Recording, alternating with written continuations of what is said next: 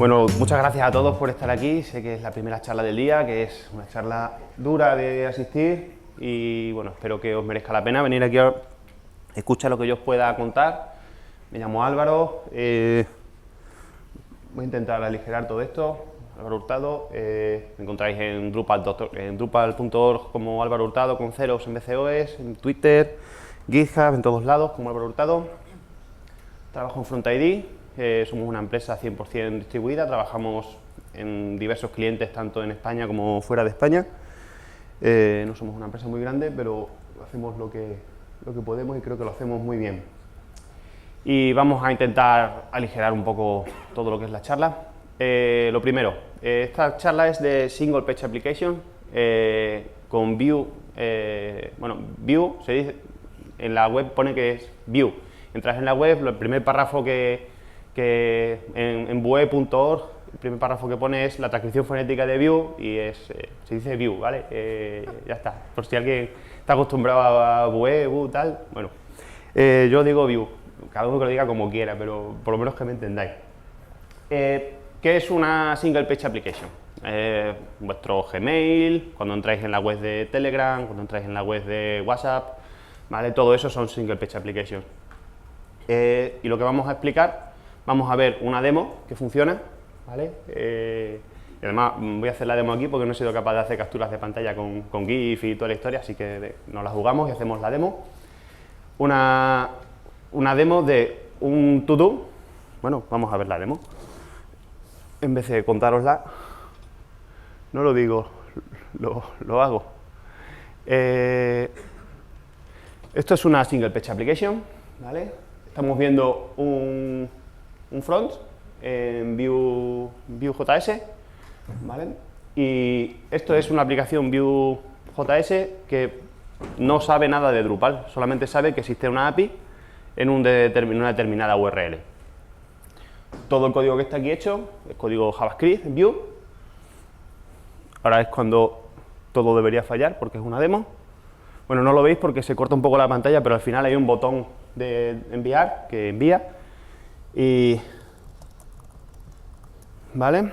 Entonces yo puedo crear ahí un item y lo que tiene por detrás es un Drupal que todos conocemos, ¿vale? Estos son los contenidos, en el repo lo vais a ver que hay una serie de contenidos por defecto que se crean cada reinstalación y demás, que podéis echar un ojo. Y estos son los ítems que había, por los nodos que había, no está el que acabo de crear porque no he recargado la pantalla. Y ahora si aparece aquí, hemos conseguido, hola DrupalCamp ahí abajo, una demo que funciona en una DrupalCamp. Así que ya no voy a tocar esto más, ¿vale? Porque lo normal sería que era empezar a fallar todo. Vemos los autores, ¿vale? Porque ahora os voy a contar todo el código, ¿vale? Pero básicamente esto es una Single Page Application que utiliza Vue de front, Drupal de back y he tardado en hacerla 8 horas. ¿Vale? Con la buena pinta que tiene, 8 horas he tardado en hacerla. Lo que más he tardado ha sido la parte de la autenticación, ¿vale? Y básicamente fue porque me enganché, necesitamos un módulo para autenticar, que no lo había activado, estuve ahí como loco, pero es bastante rápido. ¿Por qué? Bueno, todo este código lo tenéis aquí en GitHub, ¿vale? Todo lo que estamos ejecutando está en GitHub. Y lo que vamos a hacer en la charla va a ser básicamente contar trocitos del código, los trocitos clave, pero ahí lo tenéis, o sea, el que quiera que se lo instale, que es lo que yo tengo aquí corriendo, ¿vale? Con sus test automáticos y todo, en plan pro, ¿vale? Aquí tenéis cómo instalar el backend, cómo instalar el frontend, y si alguien encuentra algo que no funciona, pues que ponga una issue y yo le ayudo a resolverla, o la resuelvo yo, o la hacemos juntos. El caso es que todos aprendamos. Yo el primero.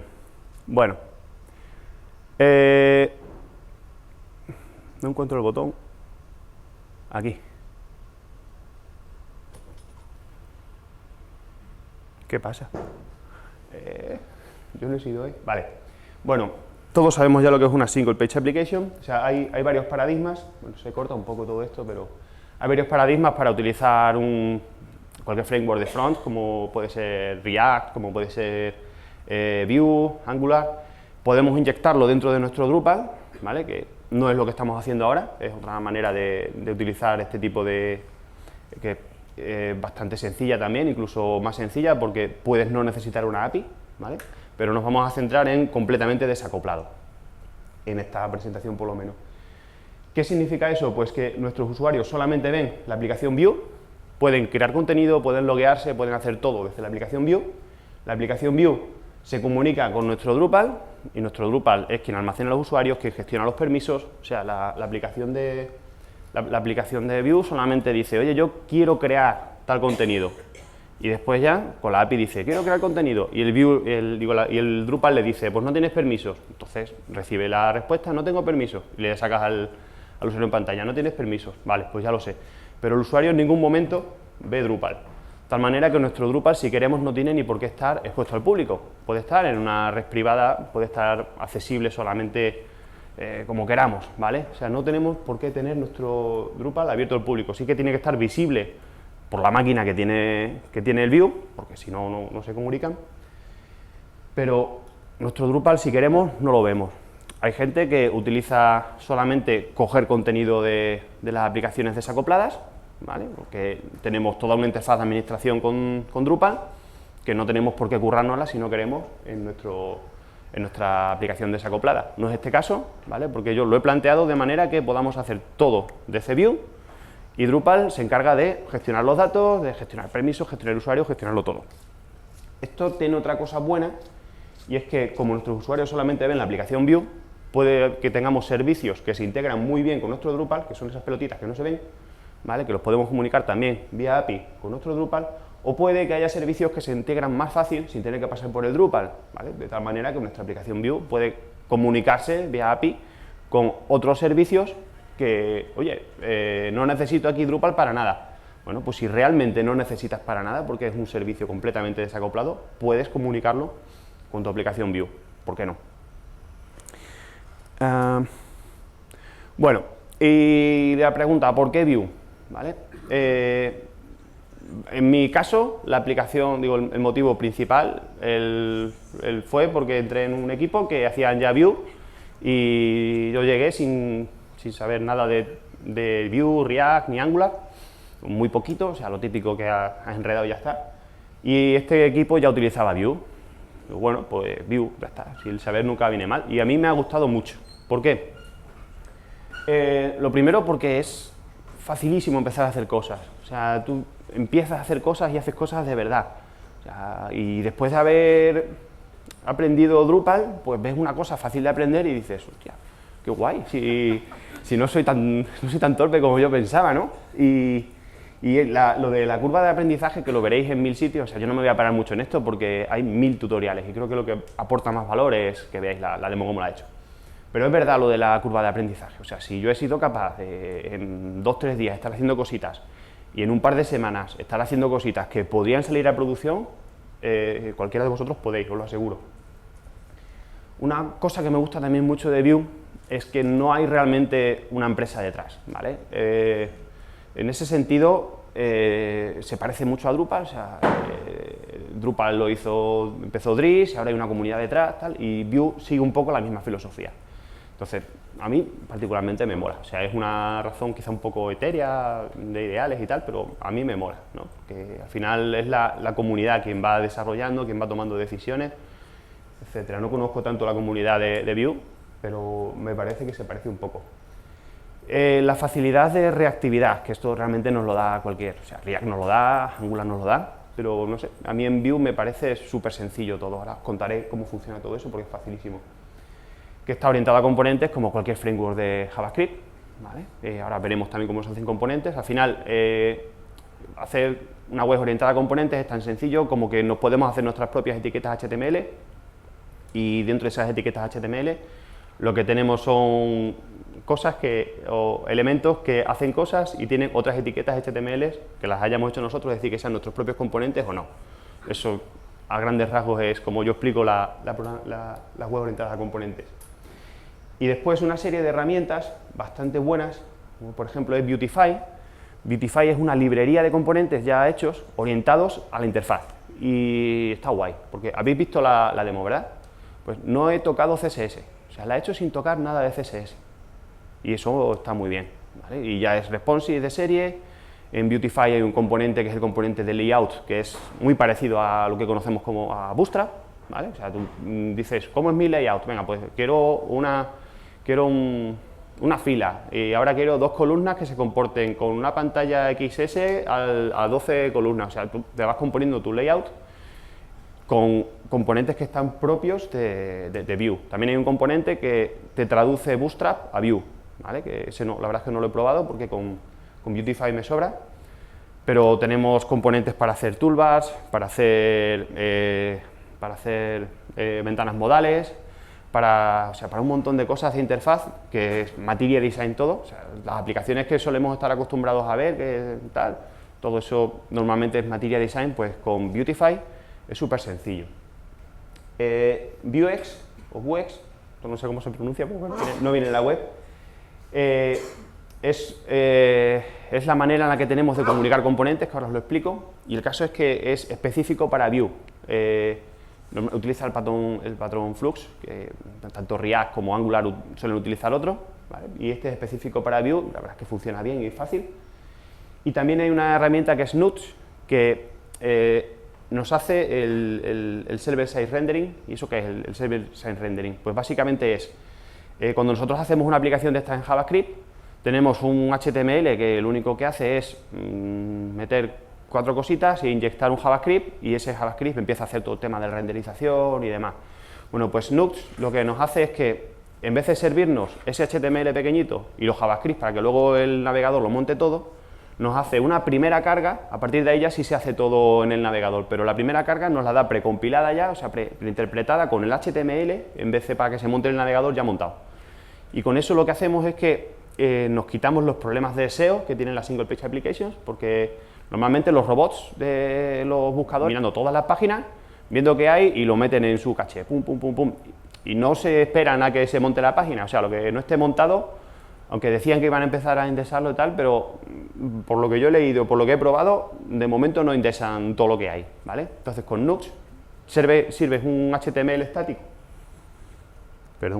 sirves un HTML estático ya preparado para ser leído, y lo primero, le quitas a tu usuario la típica pantallita esta de carga que se pone una cosita a dar vueltas y tal, que oye, yo quiero mi contenido ya. Pues como le estás sirviendo un HTML, tienes tu contenido ya, y los buscadores pues también tienen su contenido ya. Y eso es una herramienta de Vue, que tú coges cualquier aplicación Vue, la metes en Nuxt, y lo que tienes es un HTML listo para consumir. Y una vez que ya se lo entregas al navegador, ya sí, son llamadas a la API, se hace todo en el navegador, pero la primera vaya compilada. Bueno, ¿y por qué Drupal? Vosotros no creo que os lo tenga que explicar, pero es el mejor CMS que yo he probado. No sé si es el mejor que existe, pero de todos los que he probado, para mí es el mejor, ¿vale? Con todos los aspectos que en mi valoración personal yo considero es el mejor, ¿vale? Habrá otros que en otras valoraciones serán los mejores.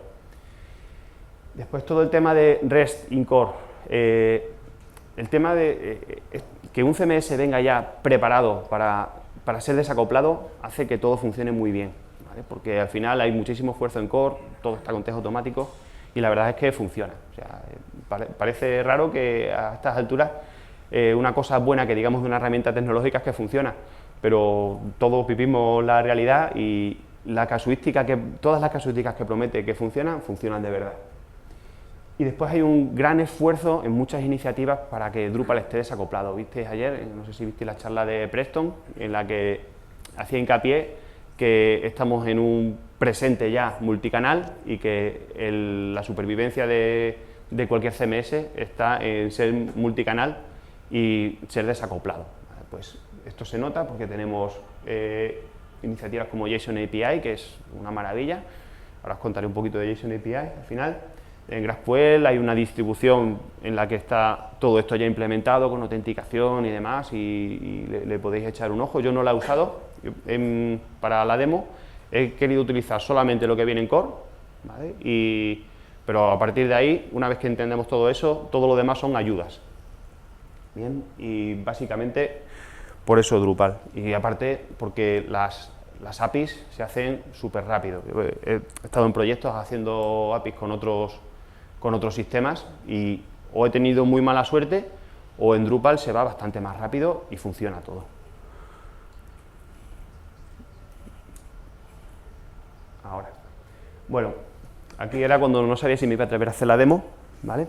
Pero me viene muy bien esto para explicaros el tema de los componentes. Bueno, como os he dicho, todo esto lo he hecho sin tirar una sola línea de CSS, o sea, solamente utilizando los componentes de Beautify y metiendo mis componentes propios, ¿vale? Vemos que tenemos una cabecera, vemos que tenemos un formulario, bueno, un contador de to-dos pendientes, ¿vale? Que ese contador de to-do pendientes es un poco la clave para explicaros el tema de Vuex. Bien, bueno, nuestro formulario para enviar un nuevo to-do, un checkbox que nos permite decir si lo hemos hecho o no, un botón de borrar y un formulario de login, ¿vale? Todo eso distribuido de una manera un poco de padre e hijo. Tenemos una aplicación principal, el toolbar, una sección de contenido donde tenemos, bueno, una sección y un footer. En el toolbar tenemos un título y un contador, ¿vale? En el contenido tenemos el formulario para mandar uno nuevo, una lista, y la lista a su vez está compuesta por otro componente que es el item, o sea que hay muchos, es un for y hay muchos. Y en el footer tenemos el formulario de login. Pues esto es el código, ¿vale? Tenemos el template, ¿vale? Donde tenemos el VAPP, se corta por abajo un poquito, pero bueno, vemos el toolbar, ¿vale? Con una serie de propiedades, un toolbar title, ¿vale? Ese VToolbar y ese VToolbar es un componente de Beautify, que es lo que hace que nos quede bonito arriba, que sea responsive, que si lo hacemos chico, si tiene un menú, se nos coloque con la hamburguesa y demás. El título, ¿vale? Que le pongo ahí el vtext, lo inyecto dentro, ¿vale? Para que sepa qué texto tiene que poner. El vspacer ese lo que hace es, en el componente de VToolbar, decirme qué cosas hay a la izquierda y cuáles hay a la derecha, ¿vale? Después el to-do counter, que es un componente que yo me he hecho, ¿vale? Que es el contador, que su lógica está dentro del componente, no está aquí. Yo aquí simplemente hago mapa general de todo y después ya el detalle lo voy implementando en cada componente, pues para que todo sea más mantenible, para que todo sea más lógico y demás, para que todo sea más testeable. Bueno, el content que tiene, bueno, tiene un container fluid, que todo esto son cositas de Beautify que te ayudan pues a que el contenedor sea fluido, es decir, que se estire, que se tal. Todo esto está súper bien documentado. El vslide con la transición, eso me lo podía haber ahorrado, la verdad, pero eso al final lo que hace es que cuando entres en la página aparezca así, despacito, ¿vale? Y bueno, el vlayout, ahí tenemos el to-do form, ¿vale? Que es el formulario para enviar uno nuevo, que tiene dentro la lógica, la lista de to-dos, que es todo lo grande que está ahí, pues está todo dentro de un componente metido, y si bajamos abajo vemos el vfooter, ¿vale? Que lo último que se ve es el login form, que tiene también toda la lógica de logueo, ¿vale? Bueno, tiene toda la visualización de logueo y después está por detrás, que ahora os enseñaré todo el tema de la API, pues para que se loguee, para que nos diga quién está logueado y demás. Bueno, y aquí tenemos, dentro del GitHub estaría en la carpeta frontend, src, los componentes, están los componentes que yo me he hecho para esta demo, que son el formulario de login, el contador, el formulario de enviar uno nuevo, el to-do list, que es la lista con todos los to-dos, y cada uno de esos to-dos es el to-do list item.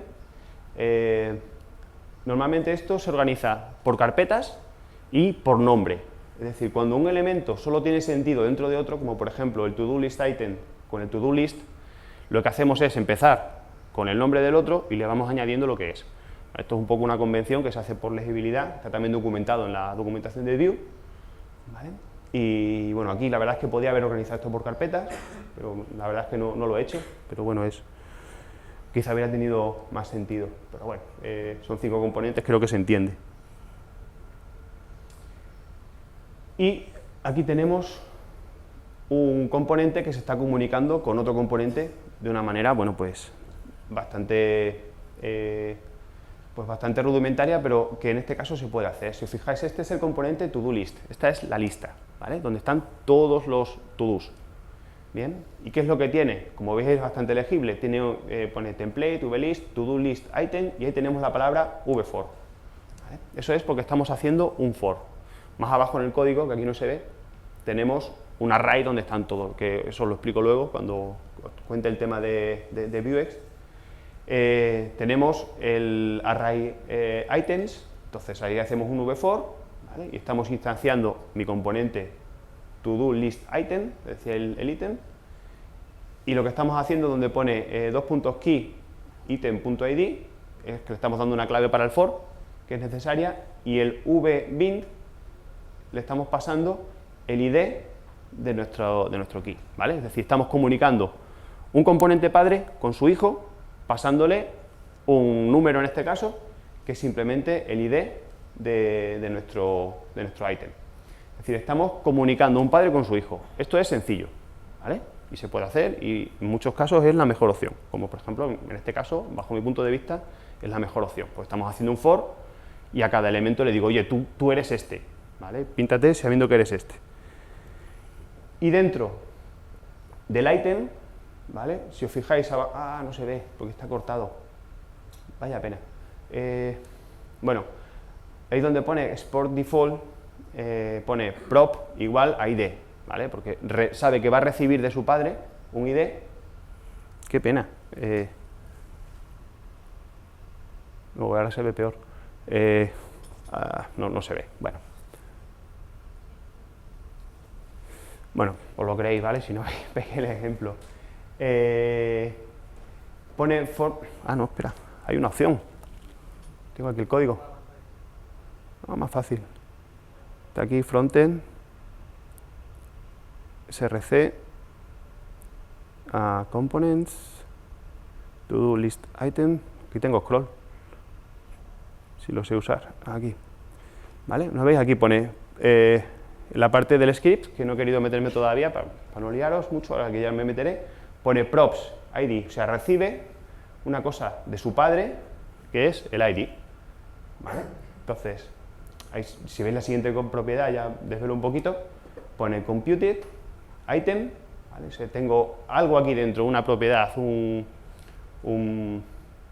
propiedad que se llama item, que es una propiedad computada, ¿vale? Que eso significa que no es fija, sino que se va a computar y va a ser reactiva, que esto es lo importante de todo esto, ¿vale? Que es en una variable global, que es de Vuex, que es esto que pone ahí store state, que ahora os cuento cómo funciona, va a buscar un to-do cuyo id sea this.id, es decir, this.id es ese this.id que está ahí, ¿bien? Y hasta ahí así se encuentra él, y eso para lo que le sirve, es para poder pintar toda la lógica, ¿vale? ¿Qué lógica tiene?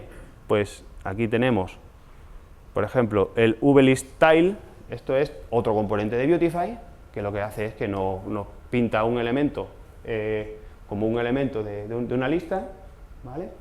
El vListTileAction es lo que nos pone ahí a la izquierda, pues si os fijáis, si veis vuestro WhatsApp, si veis vuestro Gmail, todo sigue un patrón bastante parecido. Tenemos acciones, ¿vale? Que pueden aparecer o no, pero tenemos acciones normalmente a la izquierda, un título y unas acciones a la derecha, ¿vale? Pues esto un poco lo que hace es seguir la misma convención. Bien. Bueno, la acción y después el contenido, donde ponemos ahí el item.title, ¿vale? El título, y al final lo que tenemos es otra acción que lo que hace es invocar un método que es removeToDo, que está un poquito más abajo, que lo que hace es borrarlo, ¿vale? Ahora entenderéis todo esto un poco mejor, que os voy a explicar la parte del JavaScript. Pero aquí estamos viendo cómo comunicamos un padre con su hijo, le paso el ID y ya el hijo, que se encargue de buscar todo lo demás en esa especie de variable global que es el store, ¿vale? Y a partir de ahí pues ya tiene toda información suficiente, tanto para renderizarse, como para que en el caso de tener que hacer algo, como por ejemplo aquí, en el vIcon este de delete, llama a removeToDo con un ID, ¿vale? Pues ya sabe con qué ID lo tiene que hacer, ¿vale? Ahora os explico esto, la parte del Vuex, que es sencilla también. Veis también que en Beautify tenemos vIcon, y esto le podemos decir que utilice diferentes juegos de iconos, ¿vale? Pues si no nos molan los de un juego de iconos, pues utilizamos otro. Hay 3, 4, está todo súper bien documentado. Bueno, entonces hemos visto la comunicación de padres a hijos, es sencilla, simplemente al hijo le ponemos una propiedad y cuando llamamos a ese hijo desde el padre le ponemos un bind pasándole esa propiedad, perfecto. Pero, imaginaos, el caso de arriba, contador de pendientes. ¿Cuántos to-dos pendientes tenemos? ¿Vale? Imaginaos, ese contador de pendientes, para poder contar cuántos hay, tendría que, si os acordáis, de este diagrama, estamos viendo el counter, está en el toolbar counter, pues tendría que de alguna manera preguntarle a su padre, que le pregunte a la app, que le pregunte al content, que le pregunte al to-do list, cuántos to-dos tenemos pendientes, que tenemos con el estatus que no está hecho. Esto es un Cristo, si tenemos que comunicarnos de padres a hijos y de hijos a padres es un lío también, ¿vale? Que no lo vine a explicar porque es que no merece la pena, ¿vale? Pues para eso nació Vuex, ¿vale? Vuex o Vuex, ¿qué es? Pues es una especie de componente que podemos poner en cualquier lado y con el que definimos una especie de variables globales, ¿vale? Variables de estado. No todo tiene que ir ahí, porque hay mucha información que puede ser específica de un solo componente y con que lo sepa el componente nos vale, pero cada vez que lo necesitemos, por ejemplo en este caso está claro, si yo tuviera una entidad que tuviera todos los to-dos almacenados, a la cual pudiera acceder el to-do list y pudiera acceder el counter, pues ya está, ¿no? Sería mucho más fácil. Pues eso es lo que hemos hecho, pues eso es lo que se hace con este tipo de patrones. No se ve abajo del todo, pero básicamente esto se suele meter dentro de una carpeta que se llama store, que es como el almacenamiento general de todo, y lo que hacemos es que importamos, bueno, arriba están hechos los import, toda esta sintaxis está súper bien documentada, ¿vale? Yo os explico lo importante. Lo que estamos haciendo aquí es, aunque solamente hay un elemento para Vuex, que son los to-dos, pues bueno, estoy haciendo un componente para que se vea cómo se hacen. ¿Por qué? Porque si no separamos todo en componentes, esta aplicación es una chorrada, pero imaginaos que tuviéramos una aplicación más compleja. Tenemos a lo mejor los to-dos, tenemos otro tipo de to-dos diferentes que no son iguales, que son, por ejemplo, cosas que hacer en la casa, pues hay que hacer la compra, no sé qué. Otro tipo de to-dos que sea cosas que hay que comprar, que no tienen la misma estructura, que tienen otro sentido y que habría que sacarlo al otro lado. Pues al final tendríamos un store bastante complicadete, entonces porque luego cada uno de estos va teniendo sus propios métodos, va teniendo su propia estructura de almacenamiento y al final se lía, ¿vale? Pues lo suyo es que nos acostumbremos a hacer módulos, ¿vale? Y esos módulos, ¿cómo se hacen? Pues ponemos arriba un import, lo ponemos en una carpeta aparte, que ahora os enseño cómo se pone, ¿vale?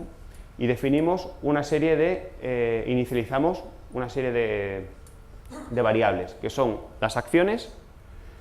Ahora os explico las acciones, pero las acciones básicamente son los métodos que vamos a poder ejecutar en nuestro store. Definimos las mutaciones, que las mutaciones es todo aquello que cambia nuestro store, y el state, que es las variables en sí, o sea, el almacenamiento. Bueno, me estoy dando cuenta que voy muy lento. ¿Vale? Entonces, las acciones, ¿qué son? Tienen esta pinta, ¿vale? El import de arriba básicamente son las mutaciones que yo puedo utilizar. Esto funciona de la siguiente manera: un componente ejecuta una acción, ¿vale? Y esa acción le dice a las variables globales, a nuestro store, que se cambie. ¿Y cómo se lo dice? Pues gracias a las mutaciones, ¿vale? ¿Qué pinta tiene?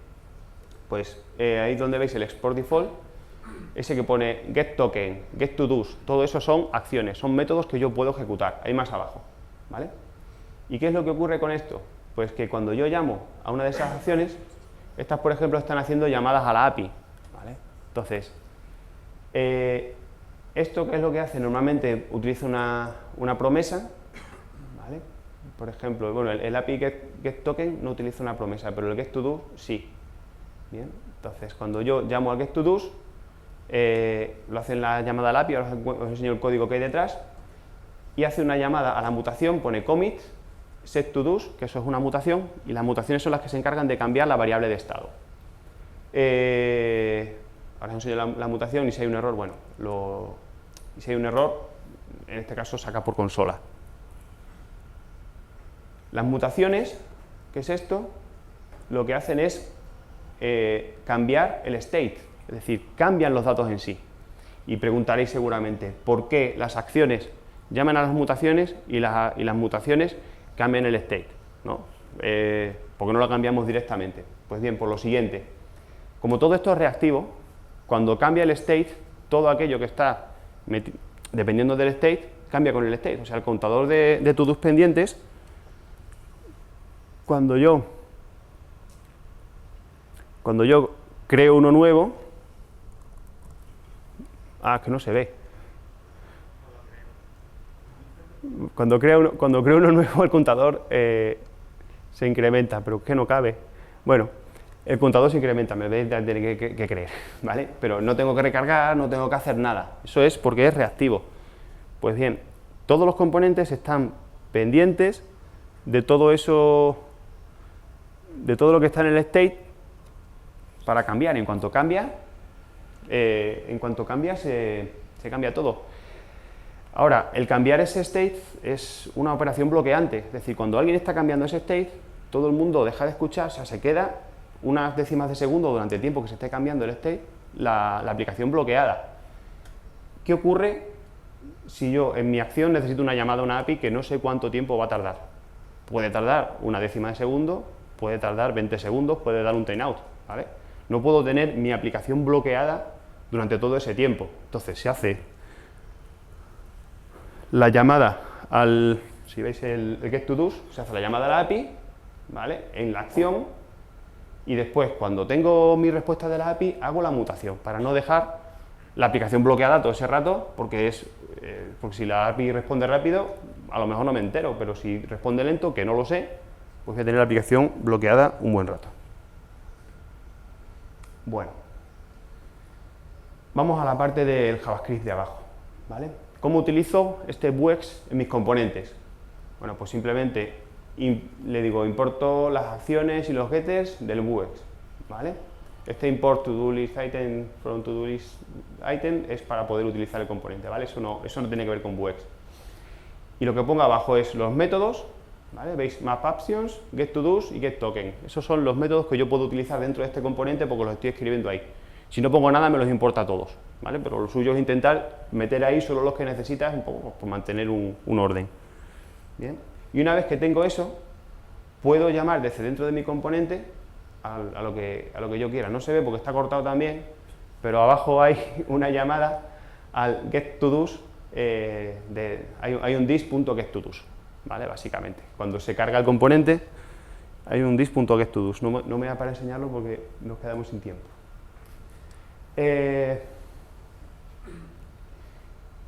Vale, si esto ya lo he enseñado. Vale, bueno, esto es cómo utilizamos la API, no. Esto ya lo he enseñado, me da para atrás.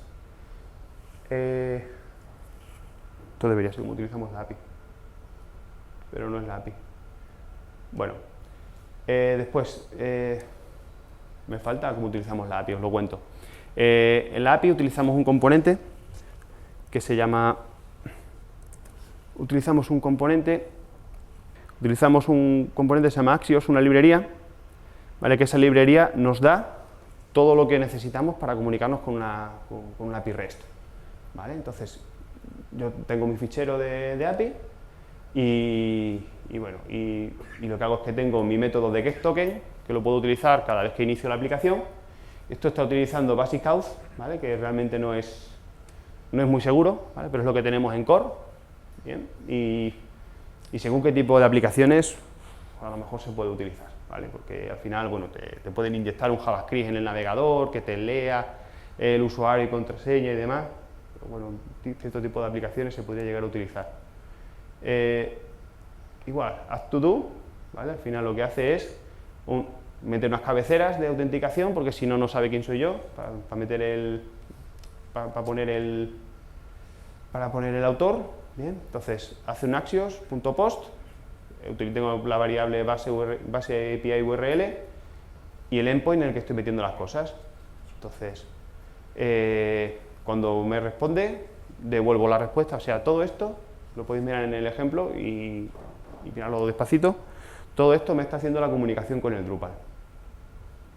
Es así de sencillo, simplemente meto cabeceras, esto es autenticado. Si fuera todo get, si fuera solo consumo, no necesito autenticarme, ¿vale? Simplemente dame cosas y ya se las paso yo a mi acción para que se las pase la mutación, para que la cambien el state, para que los componentes la cojan. Bien, bueno, vamos a ir rápido. que no he contado nada todavía del Drupal, es importante. Bueno, por último, el tema del CSS, ¿vale? Diréis, vale, esto es chulo, no has metido CSS, ¿cómo lo has hecho? Vale, pues con Beautify. Tenemos un montón de componentes, como ya os he contado, y además tiene una cosa muy chula Beautify, que aquí no lo estoy usando, pero os he puesto aquí el ejemplo de la página, y es que nosotros cuando instanciamos Beautify le podemos inyectar el esquema de colores, por ejemplo. De tal manera que podríamos cambiar nuestros colores perfectamente dentro de cada componente con CSS, pero podemos inyectarle también un esquema de colores y nos da una apariencia bastante profesional, bastante buena. Luego siempre llegará a diseño y nos dirá que cambiemos cositas y tal, pero si acordamos un diseño basado en Material Design, nos quitamos muchísimo curro, ¿vale? De hecho, hay aplicaciones bastante grandes con muy poquito CSS. El CSS se mete abajo otra etiqueta, se pone CSS y se ponen las reglas. Podemos decir que apliquen solamente a un componente, le ponemos scope, y aplicaría solo a ese componente, o podemos decir que sean con estilos genéricos y a partir de ahí todo lo que queramos. Podemos utilizar SAS, LESS, todos los lenguajes de preprocesado CSS que queramos, los admite, o bueno, por lo menos los más habituales. A lo mejor hay alguno raro que yo no conozca que no lo admite, pero podemos utilizar lo que queramos dentro de nuestras hojas de estilos, dentro de nuestros componentes. Ah, mira, aquí estaba lo de la API. Bien, pues ya lo he contado. Bueno, aquí veis cómo se hace un post, ¿vale? Le paso ahí la URL con el payload. Si veis ahí a la derecha, title, payload, title, status false, ¿vale? Decía ahí sí, creo uno, se lo paso a la API y ya Drupal me lo meterá. Vale, ahora os enseño esa parte porque es facilísima también. Más fácil, creo. Bueno, ¿y cómo he hecho? ¿Vale? Esto es típico Drupal project, bien. Entonces lo que he hecho es, dentro de mi Drupal, un módulo custom, que lo he llamado REST API, que lo único que tiene es, bueno, tiene un punto module, que ahora os lo enseñaré porque se utiliza para el tema de las cachés, y tiene un plugin, que es un REST resource, que es donde tiene pues, el post, el get, el patch y el delete. Vamos a verlo. Este es nuestro plugin, ¿vale? Que vemos la notación, que tiene un ID, tiene un label, porque sí, para que sepamos lo que es. Y después la parte un poco importante son los URI patch estos, donde pongo para el get qué URL tenemos, para el post qué URL tenemos, para el patch qué URL tenemos y para el delete qué URL tenemos, ¿vale? Y lo que está puesto ahí en el patch y el delete de ID es un parámetro que le inyectamos a la función, o sea, al método. El método admite un primer parámetro que va a ser ese ID que esté ahí. En el get le podríamos haber puesto también el ID. Este get los coge todos, pero si queremos le ponemos el ID, ¿vale? Y ese ID lo podemos hacer opcional para que venga o no venga, y si viene cogemos uno y si no viene los cogemos todos, y así lo tenemos todo en un solo resource y para adelante. Provide. Se ha duplicado, pues espero que el haberla duplicado no significa que me falte alguna. Bueno, el get. El get, esto simplemente es un método de ese plugin, se llama get por convenio, ¿vale? Y ya está, aquí veis lo que hace. Simplemente cogemos, bueno, tengo una inyección de dependencia en el storage, entonces hacemos una query y cojo todos los nodos de tipo to-do que correspondan a este usuario, ¿vale? Al usuario que está logueado. También tengo inyectado el servicio de current user más arriba y ya está. Y cuando me lo devuelve, intento cargar el nodo y hago un new resource response, o sea, esto ya me lo serializa todo, me lo convierte en JSON, ¿vale? Y ya está, y lo devuelvo. Si os fijáis abajo, tenemos suerte de que se vea, le pongo una tag de caché. ¿Por qué? Porque cuando creamos nodos, cuando creamos cosas, cuando editamos, es bueno tener las cachés controladas, ¿vale? Y teniendo las cachés controladas con un tag, yo puedo, cada vez que creo un to-do o cada vez que edito un to-do, borrar esta respuesta que está cacheada con ese tag. ¿Cómo lo hago? Pues aquí lo tengo en el punto module, ¿vale? Si os fijáis, tengo un node pre-save y un node delete. que hace lo mismo. Cojo el service de las cachés, invalido ese tag, ¿vale? Esto es importante porque si no, lo que pasa es que parece que no funciona, que creáis un to-do y el to-do lo habéis creado, pero la caché de REST no es la misma que la caché de los nodos, entonces Drupal nos invalida la caché de los nodos, no la caché de REST, y dice, pues no funciona, y te metes al Drupal, coño, pues está, y te vas a la aplicación Vue, pues no está, limpias caché y está. Así se soluciona, ¿vale? Yo por lo menos lo soluciono así, le meto todas las respuestas que tengo de REST, se invalidan con un tag y fuera. Bueno, el patch, igual, si os fijáis este ejemplo, lleva un node ID, fijáis la función patch, lleva el primer parámetro, el que nos metían en la URL, ¿bien? Y después lleva además un payload, porque patch y post no son tipos de llamadas de REST que nos permiten meter un JSON, ¿vale? Y ahí lo recibimos. Entonces, ¿qué es lo que estamos haciendo? Bueno, este JSON nos lo serializa Drupal ya, o sea, nos lo hace todo guay para que podamos utilizarlo. Y entonces, bueno, hacemos una serie de comprobaciones típicas, pues para devolver excepciones si algo nos falta y demás, porque no sabemos quién va a usar nuestra API, en principio nosotros. Bien, y ya está. Cogemos el nodo, lo cargamos, lo cambiamos y abajo que no se ve está el save. Bien, y cositas que tenemos que tener en cuenta. El course, ¿vale? En nuestros services decimos qué headers permitimos, qué métodos permitimos, qué orígenes permitimos, ¿vale? Bueno, y arriba el enable a true, hay un módulo que nos lo hace, ¿vale? Yo aquí lo he hecho en el services por no tener que andar liando mucho con config entities, ¿vale? Por supuesto esto no puede salir a producción con asterisco todo, ¿vale? Pero bueno, así seguro que funciona, ¿no? Pero bueno, le ponéis las headers que realmente necesitáis, los métodos, aquí necesitaríamos post, get, patch y delete, ¿vale? Si solamente necesitáis get, le ponéis que solamente permita get. Y los origins, esto es importante, ¿vale? ¿Quién puede consumir mi API? ¿Vale? Esto lo he hecho, este ejemplo, con todo lo que hay en core, pero JSON API es una buena manera de hacer una API en Drupal. ¿Por qué? Porque te hace todo muchísimo más fácil desde el punto de vista de backend. Ya habéis visto que realmente no es nada complicado extendiendo resources, ¿vale? Pero con JSON API tú instalas JSON API y ya automáticamente tienes tu REST de una manera bastante entendible, porque con el REST de Core, por ejemplo, no puedes hacer una consulta. Tú con el REST de Core le puedes decir a Drupal, si no extiendes, ¿vale? Extendiendo ya haces lo que te dé la gana, pero tú según instalas REST de Core, tú le dices a Drupal, oye, dame todos los nodos de tipo to-do. Te los da, con su estructura, ¿vale? Como él decide que sea la estructura. Dame un to-do, te lo da. Pero no le puedes decir, dame todos los to-do con el status igual a false. Eso no lo puedes hacer con REST de Core. Con JSON API, sí. ¿Vale? JSON API, tú le puedes meter consultas en la query string, dice, oye, filter, status igual a true, por ejemplo, y te lo da. Y no tienes que hacer nada de esfuerzo en la parte de Drupal para hacer la API. ¿Qué es lo que ocurre con esto? ¿Vale? Que quien se come el curro es el frontend, porque una cosa es que el frontend te diga, oye, quiero un endpoint que me dé todos los to-dos que tengan status true, y quiero además que me lo deje en este formato, porque si lo hacemos nosotros, decidimos nosotros el formato de lo que devolvemos, con lo cual su vida es mucho más fácil.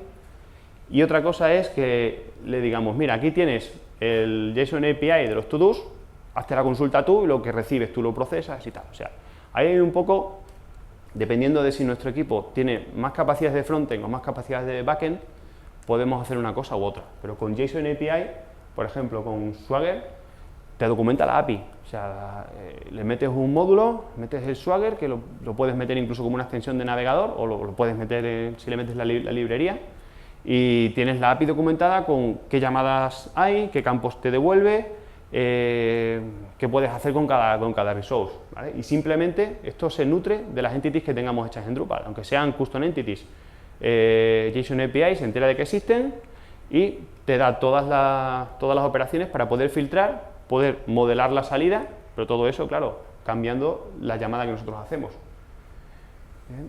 Y por contra, yo todavía no he estado en ningún proyecto en el que JSON API sea suficiente. Siempre hay alguna cosa que Con JSON API te limita, por ejemplo, ahora estoy en un proyecto en el que cuando mira una serie de sitios web y con un RabbitMQ pasa una serie de tests, te devuelven los tests y esos resultados de los tests te los guarda en entities, ¿vale? Y cuando un test falla, va a Jira con la API y te crea un ticket, ¿vale? Pues esos tickets de Jira están en Jira, no están en Drupal, entonces no son entities de Drupal, por lo tanto JSON API no me es suficiente y me tengo que hacer un resource, ¿vale? O sea, JSON API yo no he visto ningún caso en el que sea suficiente para hacer una API completa utilizando Drupal como backend. Pero sí que si nuestra capacidad de equipo es mucho más de front que de back, le da más curro al front, pero también le da mucha más flexibilidad y no depende del back. O sea, simplemente necesitamos un campo nuevo, lo añadimos a Drupal, lo exportamos en el config manager y ya está, ya le decimos al front, ya lo puedes usar. No tenemos que tocar el resource, no tenemos que tocar nada. Solamente la parte de front que lo consume. Y bueno, he ido lo más rápido que he podido, sin pasarme mucho de tiempo. ¿Preguntas? ¿Os habéis enterado de algo? ¿No hay preguntas? Bueno, pues entonces, muchas gracias por vuestro tiempo y si tenéis cualquier duda me pilláis por el pasillo y encantado de echaros una mano.